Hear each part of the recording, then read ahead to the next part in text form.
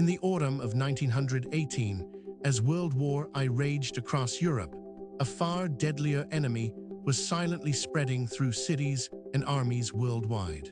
The 1918 influenza pandemic, often called the Spanish flu, is remembered as a killer virus. But its first wave in the spring was surprisingly mild. Many infected people recovered within days. Then, in August, the virus returned. It had mutated into a far more lethal form, and this second wave would prove catastrophic. What made this wave so terrifying wasn't just its deadliness, it was who it killed. The victims were not the typical flu casualties, the very young and the elderly. Instead, healthy men and women in their 20s and 30s, the prime of life, were struck down with alarming speed. Doctors were baffled. Why would the strongest immune systems be the most vulnerable? The answer lies in the body's own defense mechanism.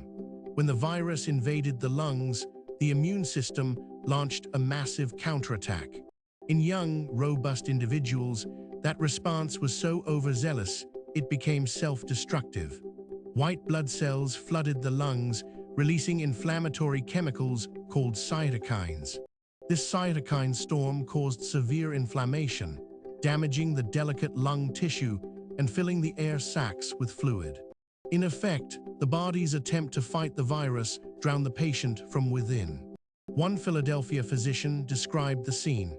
Patients turned blue from lack of oxygen, gasping for breath as their lungs filled with frothy, blood-tinged fluid. The speed of death was shocking. Some people felt fine in the morning and were dead by nightfall. But why did the second wave spread so far and so quickly without triggering immediate alarm? The answer lies in the wartime context. In 1918, many countries strictly censored news to maintain public morale and protect military secrets. Reports of a deadly flu were suppressed. Spain, being neutral, had no such censorship. It freely reported the outbreak, which is why the pandemic unfairly became known as the Spanish flu. Because the severity was hidden, there were no warnings. Troops were packed into ships and trains, civilians gathered in parades, and the virus spread unchecked. By the time public health officials finally acknowledged the danger, the second wave had already circled the globe, reaching even remote islands and Arctic villages. The result was staggering. In just over a year, the pandemic killed an estimated 50 million people worldwide, more than the war itself. The mortality pattern was unique in medical history. Across every age group, the peak death rate was among those aged 20 to 40. Modern researchers believe that the 1918 virus had a specific protein that triggered an even stronger immune response, turning a defense into a death sentence.